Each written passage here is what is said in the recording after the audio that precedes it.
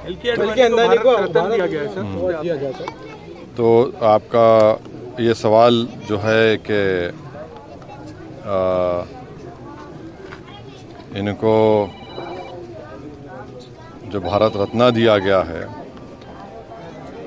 तो जिस महाशय को भारत रत्न से नरेंद्र मोदी नवाज रहे हैं, तो उनका रिकॉर्ड ये है कि जहाँ कहीं भी वो अपनी रथ यात्रा लेकर गए 23 सितंबर से 5 नवंबर 1990 में, और जो जनरेशन जी जिसको कहते हैं उन नौजवानों के लिए बता रहा हूँ कि उस वक्त लाल कृष्ण आडवाणी रथ यात्रा लेकर निकले थे बाबरी मस्जिद को तोड़ने के लिए। तो ये रथ यात्रा गई 23 सितंबर से 5 नवंबर 1990 तक।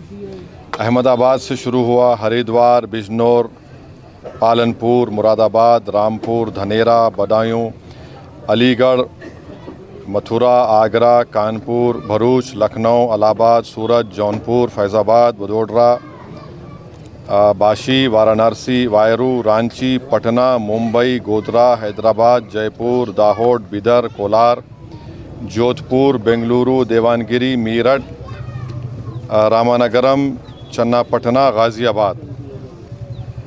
तो उसमें जहाँ कहीं भी ये इनकी रथ यात्रा गई, बेंगलुरु, कोलार, चन्नापटना में 30 लोगों की मौत हुई फसादात में, देवानगिरी में 1, रामानगरम में 2 नवंबर को 2 लोगों की मौत हुई, बिदर में 7 लोगों की मौत हुई अक्टूबर 5, हैदराबाद में उस वक्त बदतरीन फसाद हुआ हिंदू मुसलमानों का, 30 लोगों की मौत हुई। फिर भारूच में गुजरात में 1 शख्स की मौत हुई 2 नवंबर को। सोमनाथ में से शुरू किए थे ये। तो जहाँ जहाँ ये इनकी रथ यात्रा गई, मुजफ्फरनगर में 3 लोगों की मौत हुई, दिल्ली में झड़पें हुई, जयपुर में 47 लोगों की मौत हुई फसादात में अक्टूबर 27, 1990 में, अलीगढ़ में 3, बिजनौर में तो 58 लोगों की मौत हुई, मीरठ में 7 लोगों की 3 नवंबर को मौत हुई। तो जहाँ कहीं भी लाल कृष्ण आडवाणी की रथ यात्रा गई, वहाँ पर इन तमाम मुकामात पर हिंदू मुसलमान फसाद हुआ, इंसानियत की मौत हुई। और अफसोस की बात यह है कि नरेंद्र मोदी की हुकूमत उनको इस मुल्क का सबसे बड़ा सिविलियन अवार्ड भारत रत्न से नवाज रहे हैं। इससे देश को क्या पैगाम दे रहे हैं? क्या हम देश में ऐसे लोगों को सबसे बड़ा सिविलियन अवार्ड देकर हम क्या पैगाम दे रहे हैं? हम ये पैगाम दे रहे हैं कि हम एकजहती कायम करेंगे हिंदू मुसलमानों में। आप बताइए नरेंद्र मोदी की हुकूमत क्या पैगाम दे रही है? और इससे बढ़कर लाल कृष्ण आडवाणी जब पाकिस्तान गए थे तो मोहम्मद अली जिन्ना की ख़बर पर जाकर उन्होंने जिन्ना की तारीफ़ में कलिमात लिखे थे।